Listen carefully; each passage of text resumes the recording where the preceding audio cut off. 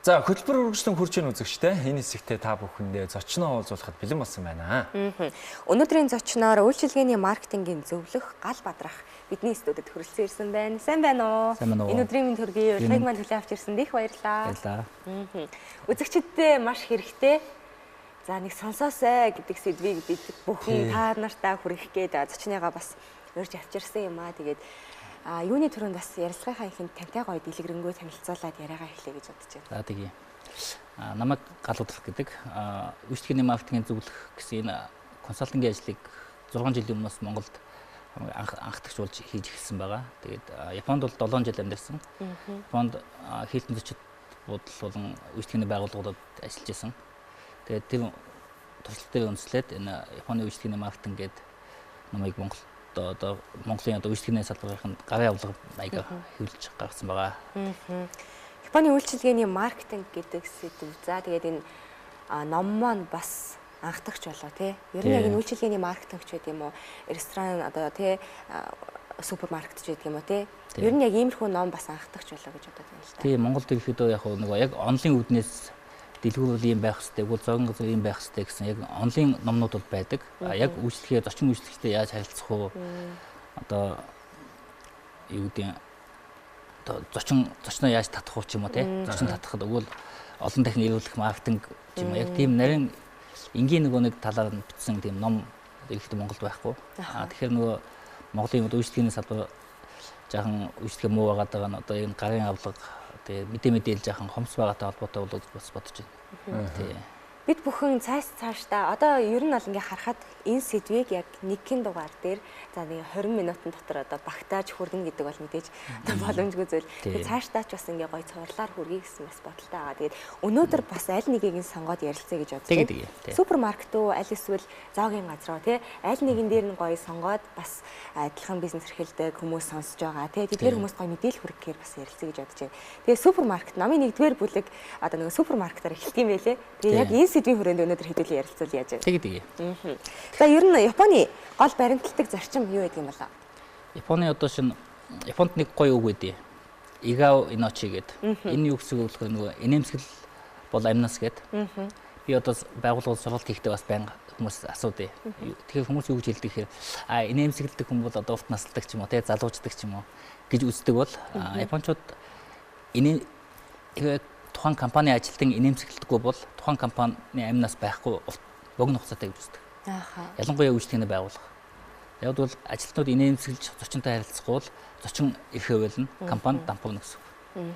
Тэгэхээр ийм нэг юм байна. Бас нэг Японы нэг сонирхолтой үг байдаг нь инээж чадахгүй мудлааны ажил хийгээд хэрэггүй гэж тийм үг гэдэг. Тэгэхээр зочин үйлчлэгчтэй харилцаж байгаа бол заавал инээмсэглэдэг. Тэгээд тийм байх хэрэгтэй гэсэн тийм нэг Японы тийм нэг соёл байна л да. Тийм манай Монголч гэсэн үг нь бол бас хүнтэй гоё мэдлдэг тийм манай Монголын гоё уламжлалт соёлтой шүү дээ. Одоо сайхан цусч гинөө, сайхан намарч гинөө, үлж гинөө гэдэг тийм. Гадаад хэлэнд байхгүй зөвхөн Монголд байдаг.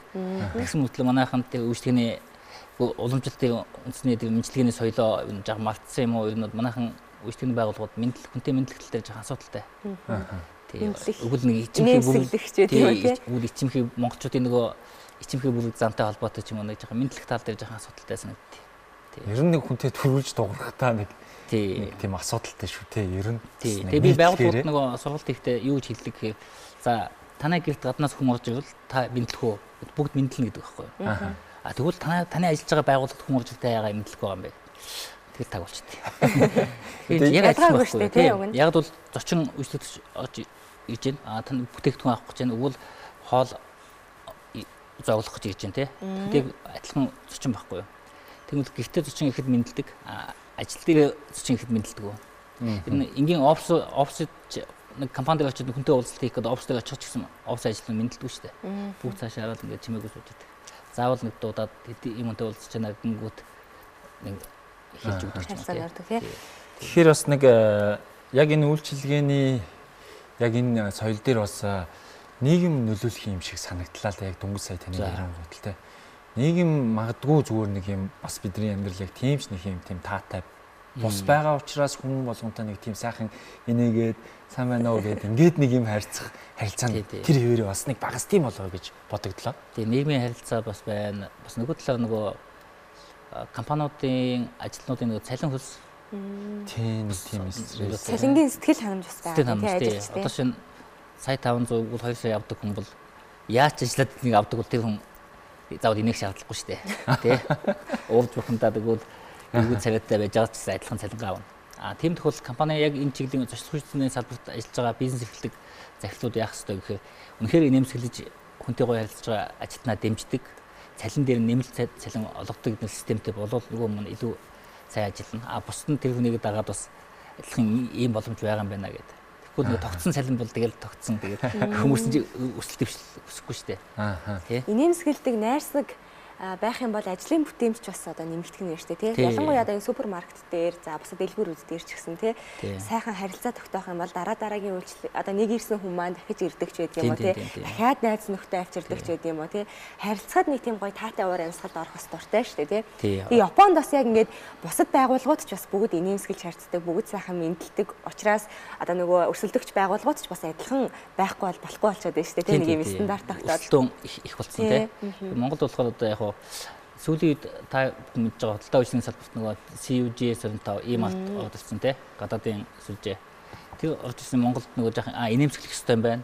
Хүнтэй мэдлэх ёстой юм байна. Баярлалаа гэж гарахт нь хэлэх ёстой юм байна гэсэн тийм гоё соёлыг бий болгосон. Одоо дэлгүүрч гэсэн яг адилхан тийм систем явж эхэлж байна. Тэгэхээр манай зоогийн газар яг тэр тал дээр жоохон муу байгаад байна. Бас дагаад бас гайгүй болоосаа гэж боддیں۔ Миний хувьд бол тийм. Бас нэг чухал юм юу гэхээр нөгөө хүмүүс анх танилцахдаа нөгөө энэ хүн ер нь бол тийм хүн байна, ийм хүн байна гэдэг нэг үйл гэсэн сэтгэлтэй үлддэж штэ. Үнэхээр гайгүй хүн бол дараагийн удаа энэ хүнтэй дахиж уулзъя, найз нөхд болъё гин. Үнэхээр таалагдаагүй тэр хүнтэй дахиж харилцахаа болоод холдоо явж штэ. Яг үйлчлэгний байгууллага яг адилхан. Бид нэг хоол идэх гэдэг нэг зүйл очлоо. Бид анх очиход хоол идэх гэж очиход тухайн байгууллага харилцаа хандлах хүйтэн тий үл тоосон маяг байвал бид дахиж тийш очихгүй. Үнэхээр сайн байна уу та энд суу тэгээд ийм хоол юм байна гэд гоё ингээд үсэж байгаа бол бид дараагийн удаа заавал тийш очихно гэсэн. Тийм шүү дээ тий. Анхны сэтгэлдээс айгүй чухал байдаг. Тий үйлчлэгний салбарт. Тэгээ манайхны юу болохоор за нэг удаа л тухайн хүн эрдэнэ хоол аваад мөнгө өгөөд галчвал болоо гэсэн юм байдаг. Дараагийн удаа тэр хүнийг олон дахин яаж ирүүлэх вэ тий маркетинг үйлчлэгээ систем тооцоолдог. Тий. Манайханд бас нэг юм яриад ш. За яхаа ингээл нэг маш сайхан үйлчлэл хийдэг те нэг л сайн байна уу гэл ингээл мэдлэл ингээд сайхан үйлчлээд байдаг. Үйлчлүүлэгч хаан гэдэл нэг хүмүүс байгаад байдаг. Зүрхэл орж ирэл те. Тэр хүнийг энийгээ сайхан харьцаад ахтал өөртөөс нь стрессээ хамаг стрессээ наагаад байдаг те. Тийм. Тэгэхээр ч одоо тэгээд хахад өөрөөс нь энийгээд явах бас хэцүү юм да те. Зарим хүмүүс асуудлууд бас байна шүү те. Зарим хүмүүс чи яга энийгээд би баг шалаад байгаа те. Намайг шалаад байгаа юм хүн яг хувцс эвгүй байна уу ч юм уу те. Яг хөө тийм хүмүүс бол яг нэг загварны нэг ч юм уу нэг тийм цөөхөн л доо байнга тийм хүмүүс таахгүй. Тэгэхээр яг нэг жахан тийм хүмүүс мэрсэл байдیں۔ Нэг тийм зээл хүмүүс байна. Хаан гэдэг нэг тийм үзэлтэй хүмүүс байгаас байдаг тийм. Нөгөө талаар нөгөө яг үйлчлэгийн салбарт ажиллаж байгаа хүмүүс хүн болгон хийдэг ажил биш. Сэтгэл зүйч бас давхар байх хэрэгтэй. Юу гэхээр нөгөө тухайн хүн ямар шүү харилцаа хандлагатай явж байна те. Тэгэхээр баяр хөөртэй явж байгаа бол бас харилцаатай ано штэ. Нэг жаах эвгүй харилцаа хандлагатай бол ууртай бухимдалтай явж байгаа бол хамаагүй нээж болохгүй. Айтайхан минийг өгдөг ч юм уу. Зүйлээрэн зөвлөлт айтайхан тайлбарж өгөөд мэдрэмжтэй тий. Мэдрэмжтэй байх хэрэгтэй. Тэгэхээр нөгөө сэтгэл зүйч юм уу тухайн хүнийг ер нь харж мэдэрч чаддаг бас байх хэрэгтэй л доо. Тэгэхээр ч та маш хэцүү мэрэгжил юм. Тийм бас амархан биш. Одоо тэгэхээр яг энэ үйлчлэгийн салбарын хүмүүст бас энэ сургалт зөвлөгөөг бас тогтмол орж явах хэрэгтэй юм байна тийм үү? Ер нь бол тийм. Тэгээ манай Монголд бас энэ чиглэлийн юм сайн хөгжөөгөө. Японд бол байгууллагууд байнгын ажлынуудаа идэвхжүүлж сургалт семинар хийдэг системтэй бол Монголд бол нэг удаа сургалт аваад маргааш насны шууд ажилтнууд гинт үйлчлэгдээд нөгөө нэг үйлчлэгээ сайн болно гэж боддог. Урт хугацааны сургалт авч иж нөгөө хүмүүс багаар үйлчлэж эхлэн штэ. Ийм байна. Тэгээд нөгөөд нь жоохон биед нь хоногч эхлэн. Тэгж явна тий. Манайх нэг удаагийн сургалтаар бүх юм шийдчих гээд байдаг. Тэгээд тэрийг тэгээ баг нэг хэрэгтэй ч юм уу да гэж бас үздэг хүмүүс байна тий. Тэр нь яг сонирхдаггүй тий. Тэгээ бас нэг сургалт хийгээ явж штэ. Тэнгүүд хүмүүсийн өөрсдөө мэддэг юм шиг мөртлөө мэдхгүй анзаарахгүй байгаа юмнууд би зааж зөвлөж өгч байгаа байхгүй юу? Сургалтын дээр. Тэнгүүд хүмүүс би наач мэддэг штэ. Тэг мэддэг бол яга хэрэгжүүлэхгүй байгаа юм бэл гэж асуудал байгаа байхгүй. Тий. Хэрэгжүүлэх дээр л бас асуудал байна шүү дээ. Эсвэл мэддэг юм та заагаад штэ гэдэг. Тэгвэл та яагаад хэрэгжүүлэх байгаа юм бэ? Тэрнээс бол танай борлуулалт муудаж байна. Ажилтнууд нь харилцаа хандлага асуудалтай байна. Хүмүүстэй мэдлэхгүй байна. одоо наацхийн дэлгүүрт ороод бид нар чинь юм авах гэхээр багааны үнд бичсэн юм байхгүй. Энэ хэдвэ гэхэд кассан дээр очиж уншуул гэдэг шүү дээ. Уншуулаад буцаагаад тавина. Дахиад юм асуунгууд дахиад кассан дээр очиж уншуул. Байн бай асуух өгөө штэ тий одоо үйлчлүүлэгчд бол тий. Тэр чинь тийшээ ирж очих тэр хідэн алхалт чинь бас бидний цаг зав буцаад стресстүүлж байгаа байхгүй. Тий штэ тий. Удамжинд төгжиж стрессэн дэлгүүрт ороод хоолны газар ороод стресс бас хэцүү штэ. Тийм зүйлээс худалдаа авалтыг бас бууруулдагч байх магадaltaй. Тий, худалдаа авалтыг бууруулж जैन, зочин үйлчлүүлэгч алдж जैन.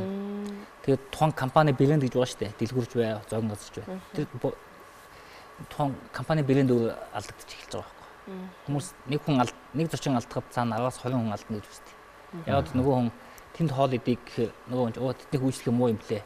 Тийшээ явъя гэд ингээд өөр тийшээ явчихдаг.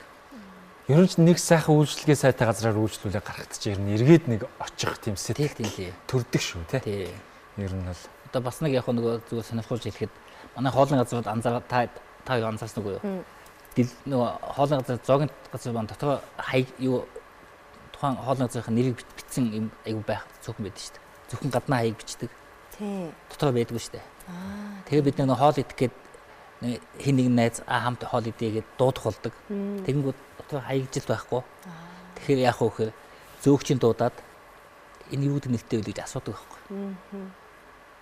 Тэр яагаад тэгэхээр нөгөө нэг яг одоо яг тэр хаяг шиг ингээд ханд хаяг байж ивэл нэр нь байж ивэл нөгөө шууд хоол идэх хоолнд тийм байн харна штэ. Тэгээ дараа нь тэр хүн дараагийн удаа хоол идэхэд бодонгууд тэр шууд автоматар тархинд нь хоногчсон байдаг. Тийм биш үү тий. Тийм айгүй нэрэн байд. Ааха. Тий. Таны хувьд Японд 7 жил тий ажилласан. За ажиллахдаа бас томоохон хилтэн зочд бодолд ажилласан. Гэт тэгжсэн. Тэгээд туршлага дээр үндэслээд Японы үйлчилгээний маркетинг хэмээх энэ хүн номыг гаргасан.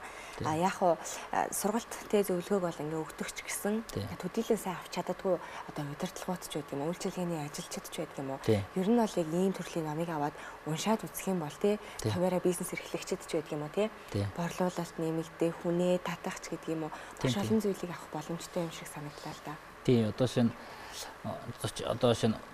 яг Японд бол өглөө болгон ер нь бүх Япон компани өглөөний уулзалт гэж хийдэг. Монголд бол хийдэг компани аягүй зөөхөн. Тэрний яг 5-10 минут л өнөөдөр ийм ажлаа хийшүү. Ажлын хуваарлалтаа хийдэг тийм системтэй байхгүй юу? Монголд бол тийм нэгдүгээр байхгүй байна. Хоёрдугаар тэгвэл яг нөгөө харилцаа хандлага мэдлэгээ яаж одоо наацхан бидний нөгөө ажилтнууд нь мэдлэл мэдэхгүй шүү дээ. Мэдлэл сургахын тулд яах ёстой гэхээр өглөөний уулзалтан дээр бүгд нэг мэдлээд алга ташдаг ч юм уу нэг тийм гоё хилдэг үгээ хэлээд ажилдаа гарвал нөгөө би бас сэргээд ажилдаа орох байхгүй юу. Манайхан яадаг гэхээр шууд чимээгүйхэн ингээл буцаа солиод ажлынхаа буцаа өмсөл өөрөөр яг харилцан тасгдаг очиод ажиллаждаг. Уул зөөгч нэг ажиллаа хийгээд эхэлдэг тийм. Тэгэнгүүт хэдий биеийг хөдөлж байгаа ч гэсэн нөгөө сэтгэл зүй унтаа байдалтай байдаг.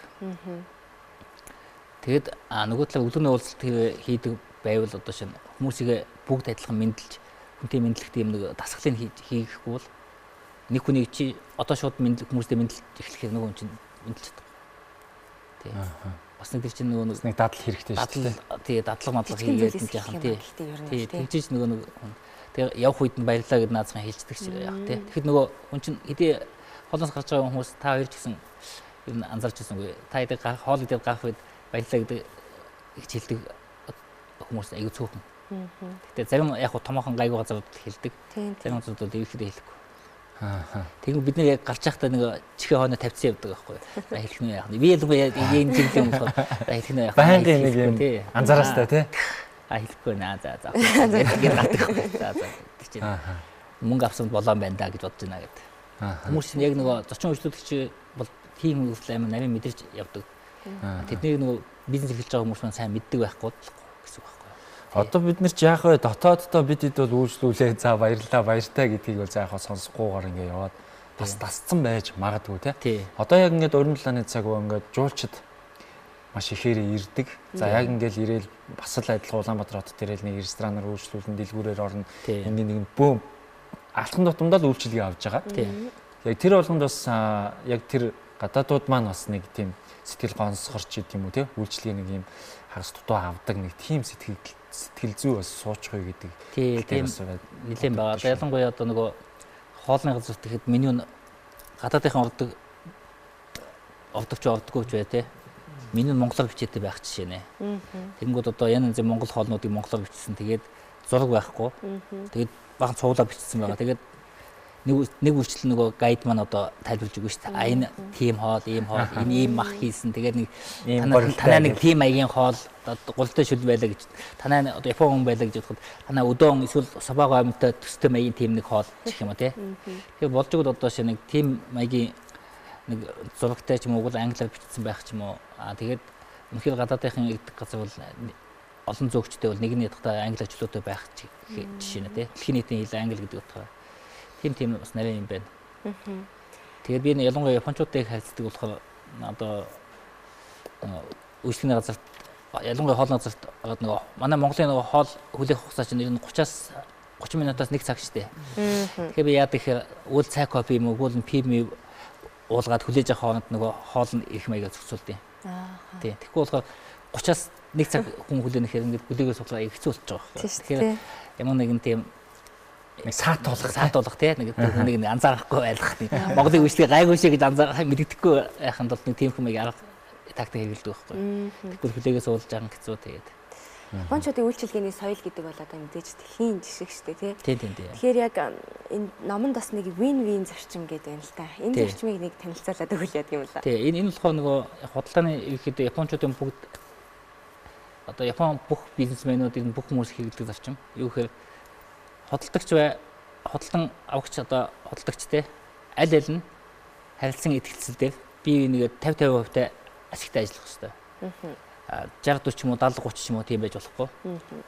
Тийм бие биендээ одоо харилцан итгэлцлээр л одоо хин ашигтай харилцан ашигтай ажиллахыг хэлж байгаа. Яг энэ үднэс юу гэхээр одоо за нэг газраас одоо юу хүнсний бүтээгдэхүүн авдаг бол тухайн газар бол одоо шинэ яг найдвартай хүнс тухайн хүнд хөдөлдөг байх хэрэгтэй. Одоо шинэ манай Монголд бол янз янзын гадны хүнсүүд байна шүү дээ. Яг үнэн мэддэггүй. Одоо тийм улсынх гэсэн мэтлээ нөгөөх нь өөр нэг улсынх байх жишээ нэ тий. Тийм асуудлууд байдаг. Тэгэхээр одоо яг нөгөө зочин үйлчлүүлэгч буюу худалдаа авч байгаа жаахан тийм нэг одоо холигдох ч юм уу тий нэг тийм юм авч л явд болоо гэсэн үг яг мөнгөө илүү бодож байгаа болохоос тухайн урт хугацааны юм бол харахгүй нэг зүйл дээ.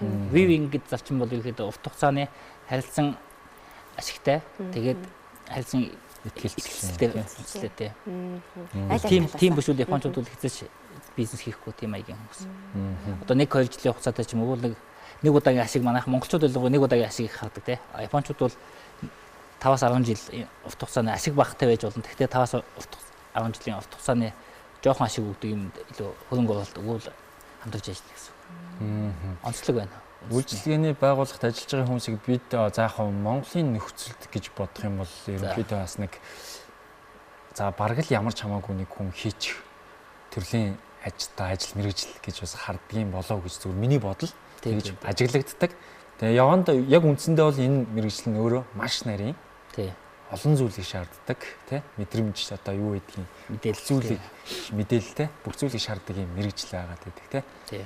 Тэгэхээр одоо яг энэ тал дээр ер нь манайхан яг нэлээд ханга хойрог ханддсан болов гэж бас ажиглагдлаа. Таны яриа. Тийм одоо шин юу гэдэг завтай нэг нь ирээл худалдагч хийчих нэг бол хоол зөөч гэж бодож байгаа тий.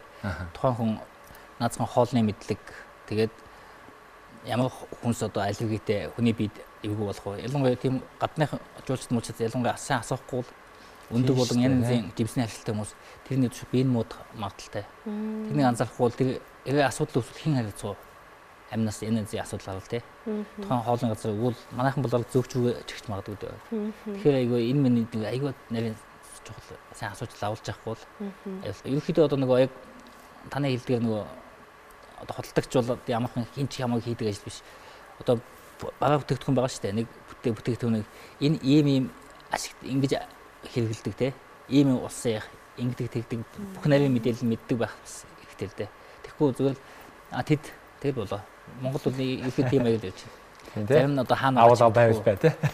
Би нөгөө миний мэрэгжлийн онцлог гэдэг утнаас дэлгүүр мэдээлэл явж байхад би заавал асуудъя. Энэ хаанах юм бэ гэдэг. Би үнийг хараад мэдж байгаа юм л да. Тэгээд наанах энэ хүмүүс асуудыг асуултахгүй юу? Аль улс сайх гэдэг юм. Тэнгүүд манай худалдагч маань мэдэхгүй надтай хамт ингээ хайж байгаа байхгүй. Тэгэхээр яг өөрөө харилцсан тасгийн бүх бараа бүтээгдэхүүний мэдээллийг ихэд мэдсэн байх хэвээр.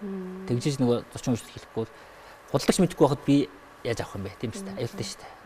Гэдэг маяг юм үүсэж байгаа байхгүй. Тэгэхээр нэлээд худалдагч гэдэг бол одоо бол яг сүүлийн худалдааны зөвлөх гэж хэлдэг болсон.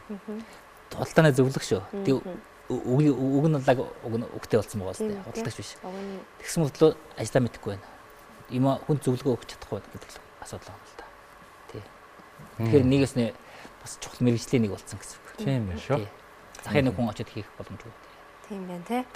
Байгууллагууд ер нь одоо сургалт зөвлөгөө авдаг. Тэгээ хамгийн их одоо асуудаг ч юм уу тий хамгийн их засахыг хүсдэг ч юм уу одоо ингэ мэдээлэл авахыг хүсдэг сэдв юу гэдэг бол. За дэлгүүр супермаркетийн хувьд бол одоо шинэ хаана ямар бүтээгдэхүүн байршуулах вэ гэдгээ их асуудаг. Нөгөө талаар багаага манайхан нөгөө нэг хаана өвөлтөө айгу хийж мэдэхгүй. Ерөнхийдөө захирал мөнгүүд менежерийн санаа бодлого ч юм уу өвдсөн байдаг. Тэрэн сууч нөгөө худалдан авагчид тэр нь яаж харагдаж байна гэдэг талаасаа биш. Ерөнхийдөө өөрсдийн зай талбайгаа яагаад ингэж тавьчихдаг тийм асуудал байна. Яг зоогийн газрын хувьд бол одоо шинэ үйлчлэгээ яаж сайжруулах одоо гэдэг асуудал байдаг. Нэгдүгээр хоолноос шалтгаалж байна. Тэгээд тухайн орчин бос байна тий. Наацхан сандал, ширээ сандал, тэгээ халбар сэрээ бүх юм хамаатай. Тэгээд хоолны амт хамгийн чухал юм хоолны газарт ялангуяа хамгийн чухал юм юу байдаг гэхээр 0. Тийм шүү дээ тий. Яг тэгэхээр нөгөө над нэг Япон хүн хэлжсэн. Галаа чи хоолны газрын хоолыг тухайн зоогийн газрын хоолыг амттайг шалгахыг гэвэл эхлээд 0 нуудчих. 0 нь маш эмгцэх хэвээр гоё цэвэрхэн байвал тэр газрын хоол амттай. 0 нь бохир зааван байвал тэр хоолны газар хоол амтгүй. Би одоо тэгээд сүүлд баг тэгж бас ажиглаг болцсон. Бас тийм яг үгүй чинь 0 хүртэл аяг бүх юм цэвэр байлгаж байгаа юм чинь. Их чамбай байна гэсэн үг байхгүй. Тэгэхээр хоолндоо аягүй чухал ач холбогдол өгнө гэсэн үг байхгүй. Тийм. Гих мэдчлээ. Яг л одоо маш их сэдв байх шиг байна тийм. Их сэдвэлтэй тийм. Өнөөдөр бол ерөнхийдөө яг үйлчилгээний зөвлөө талдаа мэдээллүүдийг өгч байна. Тэгээд цаашдаа бас одоо тийм. Тэгээ би та бүхэнд бас нэвтрүүлэгт энэ гоё номын сантай байна. Тэгээ энд номоо бэлгэлж байгаа шүү. Яна бацаа баярлалаа. Ямар гоё юм. Завч үлээгээс. Тийм дээ. Энэ номыг тэгэхээр хаанаас ер нь худалдаа авах боломжтой? Таад боломжтой л миний утасны дугаарыг нөгөө нэвтрүүлгийн юм дээр тавьчвал. Тэгэхээр одоо гадар номын төлөвлөлт дууссан. Цөөн тооны л надад одоо үлдсэн байгаа л да. Тэгээ яг хувьяасаа танаас баг авах асуулт байна тийм. Эсвэл таны сошиал хаягийг хайж олж байгаа юм ба тийм. Тэгж болох юм шүү дээ. Их баярлалаа. Баярлалаа үзэгчдээ өнөөдрийн зочноор үйлчилгээний маркетингийн зөвлөх Гал Бадрах оролцлоо. За хөтөлбөртэй хамтаас үзэгчдэд маш их баярлалаа. Хөтөлбөрийн төрөд өндөрлөж байна. Маргааш энэ цагтаа иргүүлцлаа. Тэр баяртай.